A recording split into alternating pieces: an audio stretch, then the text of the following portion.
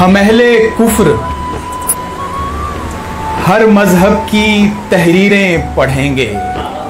हम अहले कुफ्र हर मजहब की तहरीरें पढ़ेंगे, मगर ईमान लाने को तेरी आंखें पढ़ेंगे।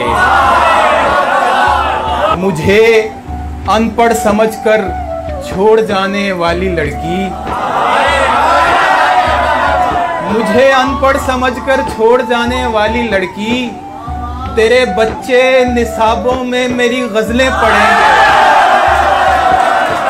और तेरे मशहूर होने से हमें बस ये खुशी है ज़ाहिद, तेरे मशहूर होने से हमें बस ये खुशी है, तेरे किस्से सुनेंगे और तेरी खबरें पढ़ेंगे।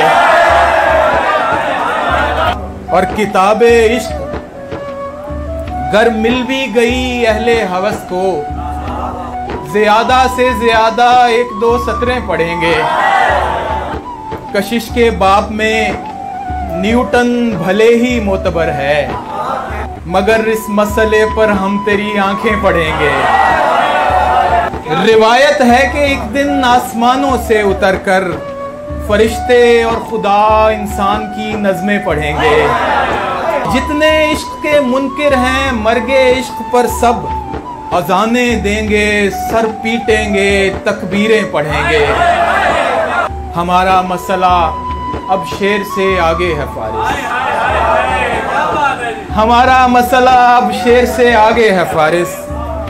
सो खामोशी लिखेंगे और आवाजें पढ़ेंगे।